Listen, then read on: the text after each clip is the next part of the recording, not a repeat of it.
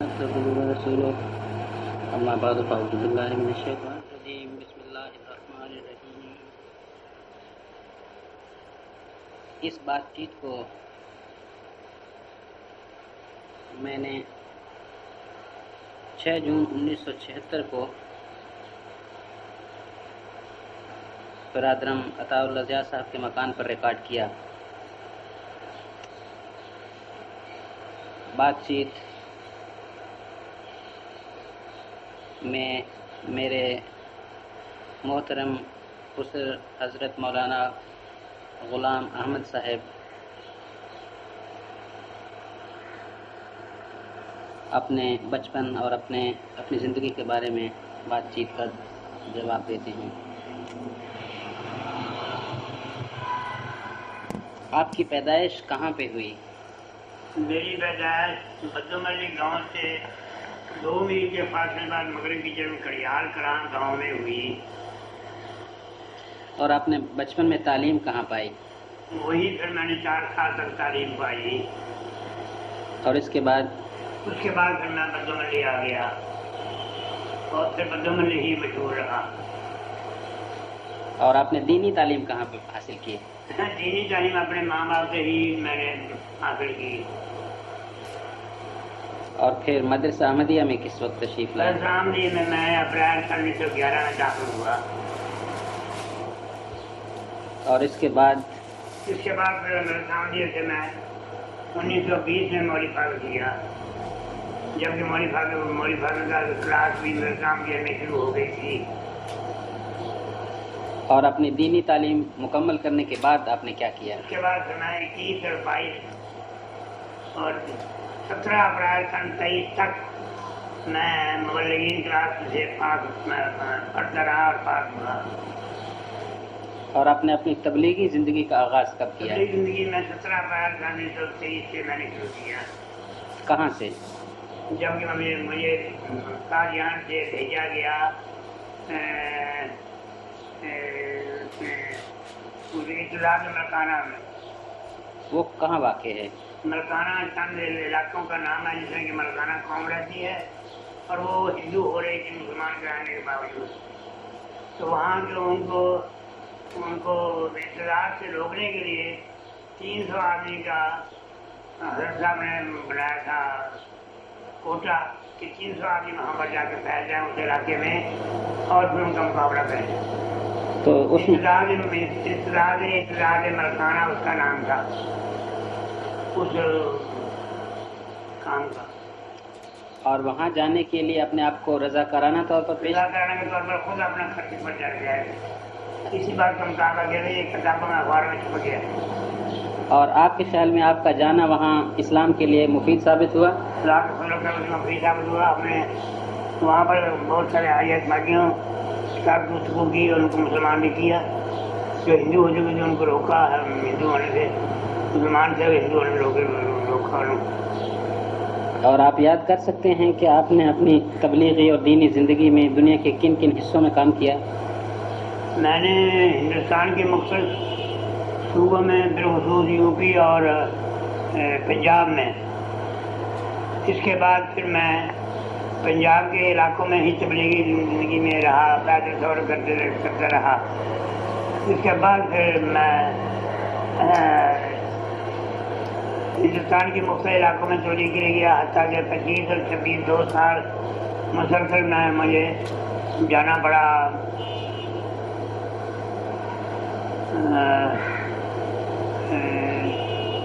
Asset Pakistan میں جانا پڑا مجھے، 25 میں بھی گیا، 26 میں بھی گیا۔ برما میں پھر مجھے جانا پڑا، میں برما میں رہا ہوں اس تبلیغی زندگی کے لیے۔ قریباً کن سالوں میں؟ 25 اور 26۔ اچھا۔ اور اس کے بعد پھر زیادہ تر ہندوستان میں رہے؟ زیادہ تر میں ہندوستان میں رہا۔ پھر اس کے بعد میں تبلیغی زندگی کے لیے گیمبیا بھی گیا۔ اچھا۔ اور 4 سال پھر گیمبیا کے میں رہا۔ میں بیمار ہو گیا، مجھے تار کے لیے میں بلا لیا گیا، پھر میں واپس آ گیا 2 جنوری 1987 کو واپس آ گیا، اسٹیشن پر پہنچا۔ میرے خیال میں آپ کے گیمبیا کے قیام کے دوران میں شاید حضرت مسیح موعود علیہ السلام کی وہ پیشگوئی پوری ہوئی کہ بادشاہ تیرے کپڑوں سے برکت ڈھونڈیں گے. ہاں یقیناً میں پہلا وہ انسان ہوں اب تک میں فخر کرتا ہوں اس بات پر کہ مسیح موعود علیہ السلام کی یہ پیشگوئی کہ بادشاہ کے کپڑوں سے برکت ڈھونڈیں گے یہ صرف اور صرف میرے ذریعے ہی اور میرے علاقے میں ہی اور میرے موجودگی میں پوری ہوئی. یعنی وہاں کے گیمبیا کے لوگوں میں سے ایک آدمی حاضری ہوا، پھر وہاں الیکشن ہوا، الیکشن میں پھر وہ صدر بنا. صدر بننے کے بعد پھر میں نے اسے کہا کہ تم دعا کرو 40 دن مسلسل کہ خدا تعالیٰ یہ پیش ہوئی تمہارے آمدی ہوا. آمدی ہونے کے بعد میں نے اس کو یہ برکت دلائی. چنانچہ اس نے 40 دن تک استخارہ کیا. استخارہ کرنے کے بعد حضرت ثانی کی حضور درخواست کی کہ مجھے کوئی کپڑا دیا جائے اس پیش ہوئی کے مطابق. تو موجودہ خلیفۃ المسیح ثالث نے ان کو پھر اپنے خلافت میں کپڑا بھیجا. جو وہاں سے گیا اسی وقت وہاں پہنچا میرے سامنے اس نے اس پارک کو کھولا، چوم کر کے پھر اس کپڑے کو اپنے زیب تن کیا اور پھر اس کے بعد نماز بھی پڑھی اس نے. میرے خیال میں ان کا نام ہے الحاج سنگھاٹے، ایف ایم سنگھاٹے، فری مین سنگھاٹے یا فیئر مین سنگھاٹے. اس کے بعد آپ تبلیغ کے لیے کہاں گئے؟ اس کے بعد میں دوسری جگہ دفعہ جو ہے تو گیا ہوں فیجی. پھر میں واپس جب آیا تو مدرسہ قادیان میں رغوا میں جامعہ میں پڑھاتا تھا. تو حضرت صاحب نے مجھے فیجی کے لیے تجویز کروایا تو میں نے اپنے آپ کو دے دیا. میں ایک دن کی بات بتاتا ہوں کہ میں گوشت کے لیے ہاتھ بڑھایا ہوا تھا پیسے دینے کے لیے گوشت والے کو. تو میرے پاس کوئی فارمیٹ تھا میرے پیچھے تھا، جس سے میرے ہاتھ کو دیکھ لیا اور ہاتھ پکڑ کر پیچھے لے گیا اور کہا کہ مولوی صاحب اور کہیں باہر تو نہیں جانا؟ میں نے کہا جانا ہے. کب جانا ہے؟ میں نے کہا جب آ جائے کی درخواست کی ہوئی ہے. کہاں جانا ہے؟ فیجی جانا ہے. تو اس نے کہا کہ مولوی صاحب نہ جائیے، آپ جان خطرے میں ہے، یا آپ جان دے دیں گے یا آپ کو کوئی چیز بول رہا جائے. میں نے اس کو یہ جواب دیا دیر ناٹ لیکن بھائی میں اپنے آپ کو دے دوں گا، میں نہیں واپس دوں گا. چنانچہ اس کے بعد پھر ایک خاتون کو خواب آئی کہ میں دائیں تم آنکھ ضائع ہو گئی میری، مگر میں نے اس کی کوئی پرواہ نہ کی. اور 10 جولائی 1970 کو میں یہاں سے روانہ ہو گیا. لاہور کے ذریعے سے کوالالمپور اور سنگاپور وغیرہ سے ہوتے ہوئے میں پہنچا ہوں آسٹریلیا، اور آسٹریلیا سے میں فیجی پہنچا. اور وہاں پر جاتے ہی ابھی 40 دن پورے نہیں ہوتے کہ میری واقعی دائیں آنکھ میں فریکچر کی تکلیف ہوئی اور پھر آخر میری آنکھ جو وجہ خراب تک گئی. آپ کے خیال میں اس پیشین گوئی کے پورے ہونے میں فیجی کا کہاں تک دخل ہے کہ میں تیری تبلیغ کو دنیا کے کناروں تک پہنچاؤں گا؟ فیجی کا علاقہ جو ہے میں نے وہ خود جگہ جا کے دیکھی ہے، وہ جزیرے میں جہاں سے ڈیٹ بدلتی ہے. وہاں کھڑا ہو کر دعا مانگی میں نے پتھر پر، یہاں سے ڈیٹ بدلتی ہے دن رات کی، انٹرنیشنل ڈیٹ لائن ہے. وہاں پر پتھر ہے ایک رکھا ہوا ان لوگوں نے، اس پتھر پر کھڑے ہو کر ہم نے دعا مانگی کہ یا الہی تیرے مسیح کے ماننے والے ہیں جو آئی جگہ پر کھڑے ہو کر دعا مانگ رہے ہیں کہ ہر سال کو دنیا میں نور پھیلا دے، ایمان دنیا کو توفیق دے، نیک کار نیکی کی توفیق دے، اسی موت کی قبول کرنے کی توفیق عطا فرما. اور آپ کے خیال میں آپ کا یہ تبلیغی دورے بہت کامیاب رہے؟ بہت رہی تعالیٰ. میں تو سمجھتا ہوں کہ میں کامیاب، کیونکہ میں کتابیں بھی لکھی ہیں، قرآن کی کا ترجمہ بھی میں نے کیا ہے. اللہ نے مجھے یہ توفیق دی ہے، اس وجہ سے میں کامیاب رہا ہوں. مناظروں میں میں نے بہت کیے ہیں. بعض لوگوں نے یہاں تک بتایا تقریباً کوئی 2000 مناظرہ ہوا ہوگا 3 سالوں میں، یعنی سن 1920 سے لے کر سن 1926 تک. مولانا ابوالطاہر صاحب جو پچھلے دنوں وفات پا گئے، سن 24 میں میرے شاگرد سے میں نے ان کو پڑھایا ہے مولوی فاضل نے. حضرت خلیفۃ اس کے بعد میں جب مبلغین کلاس میں داخل ہوا تو حضرت صاحب مرزا شریف احمد صاحب میرے ہم جماعت تھے. میرے ہم جماعت مولوی فاضل تک مولوی جلال الدین صاحب شمس بھی تھے، مولوی حسین صاحب مبلغ بخارا بھی تھے. یہ ہم اکٹھے پڑھتے تھے مولوی فاضل تک. اس کے بعد پھر ہمارا لگا ہوگا. اور حضرت خلیفۃ المسیح الثالث سید اللہ تعالیٰ بھی آپ کے شاگردوں میں ہیں؟ ہاں، خضر صاحب کی 1929 میں میں نے ان کو پڑھایا، جبکہ وہ مولوی فاضل میں تھے۔ آپ کے خیال میں ان کی چیز میں بھی جانیا تھی، لیکن جانے چیز میں بات ہوئی۔ جب آپ کی بیوی کو بھی میں نے پڑھایا۔ اچھا، میاں رفیع صاحب کی والدہ جو ہیں وہ بھی میری شاگرد ہیں، مغربی طرح مولوی کو امتحان دیا، ان سے 29 میں پاس ہو گئے۔ اور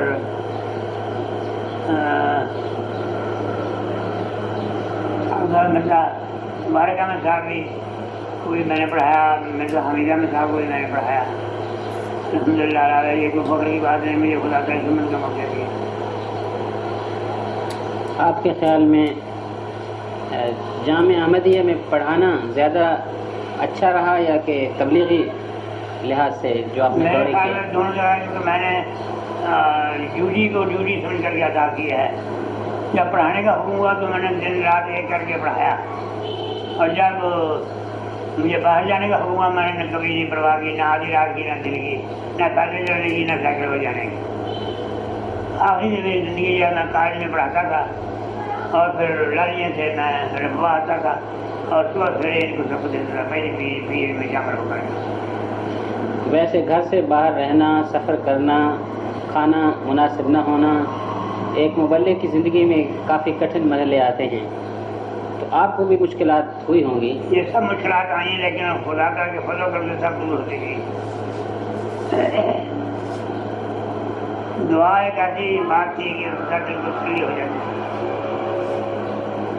آپ کے خیال میں ایک عام انسان کو اللہ تعالیٰ تک پہنچنے کے لیے کیا کرنا چاہیے؟ خدا کا ڈر ہر وقت دل میں رکھنا چاہیے، دل میں ہونا چاہیے، اور اس کی محبت کی لہر بھی ہونی چاہیے کہ خدا تعالیٰ یہ قبول کر لے جو ہم کام کر رہے ہیں، ہم سے راضی ہو جائے۔ یہ دو باتیں کافی ہیں۔ اگر آپ سے یہ پوچھا جائے کہ آپ انسانیت کے نام کوئی پیغام دینا چاہتے ہیں تو آپ کیا پیغام دیں گے؟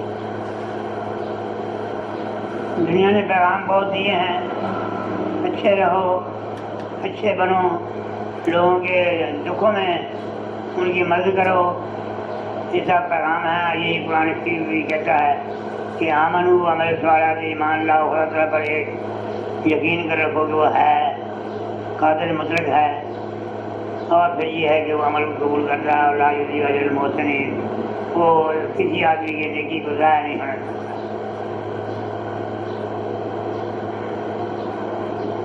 اپنے بچوں کے لیے آپ کوئی خاص پیغام یا بات کہنا چاہتے ہیں؟ میں اپنے بچوں کو یہ کہتا ہوں کہ میں نے بچپن میں اپنے ماں باپ کی خدمت کی، خدا کے فضل میں خدا نے من توفیق دی، میرے بچے جو ہیں وہ بھی اسلام پر قائم رہیں، حمیت پر قائم رہیں، خدا سے ڈرتے رہیں۔ میں یہی پیغام دینا چاہتا ہوں۔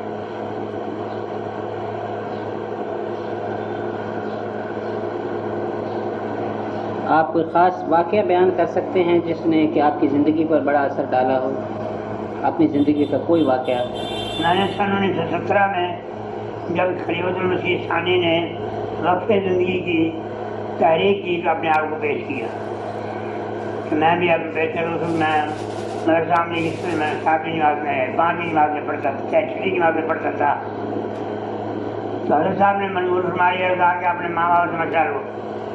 تو ہم نے اور بھی 25 آدمی تھے، ہم سب نے اپنے ماں باپ کو لکھا، ماں باپ کو حضرت صاحب نے فرمایا کہ استخارہ کر کے وہ جواب دیں، تو ان کو ہم نے لکھا تو انہوں نے استخارہ کر کے ہمارے ماں باپ نے ہم کو جواب دیا، تو ابھی ہم اتنی تعداد رہے۔ پھر حضور نے جب منظور فرما لیا تو ہمارے 3 درجے بنائے، ایک وہ جو کہ جہاد میں لگے ہوئے تھے، ایک وہ جو انتظار کر رہے تھے، اور ایک وہ جو کہ جہاد میں لوگوں کو تیار کر رہے تھے۔ یہ 3 حصے بنائے۔ اس تاریخ عاملی میں یہ باتیں لکھی موجود ہیں۔ اس کے بعد پھر ہم 23 میں کام شروع کر دیے، تو مجاہد اپنے آپ کو کرنا شروع کر دیے۔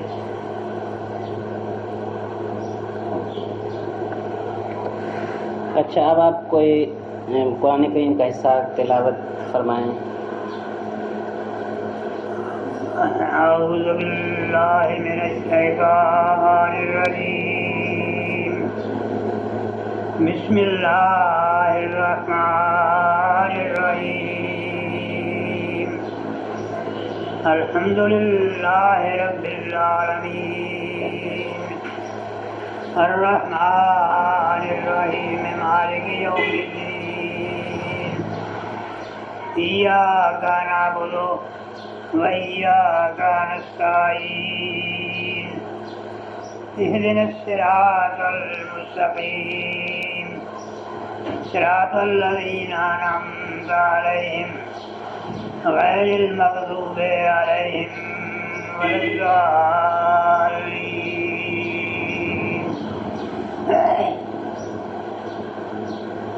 بسم اللہ الرحمن الرحیم والضحى والليل إذا سجى ما ودعك ربك وما قلى وللآخرة خير لك من الأولى ولسوف يؤتيك ربك فترضى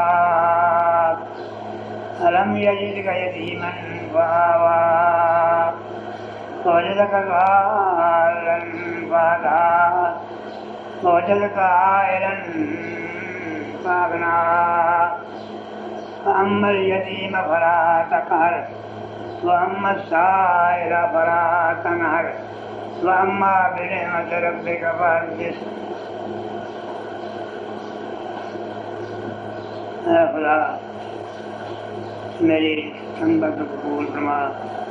تیرے حضور میری دعا ہے تو میرے گناہ بخش دے. میرے مولا میرے گناہ بخش دے. یہ طاقت عطا فرما. میری عاجزی قبول فرما. میں نے بہت غلطیاں کی اپنی زندگی بھر میں. بہت مجھ سے غلطیاں ہوئی. میں سب کی معافی مانگتا ہوں. میں خدا تو مجھے معاف کر. تم مجھ پر رحم فرما.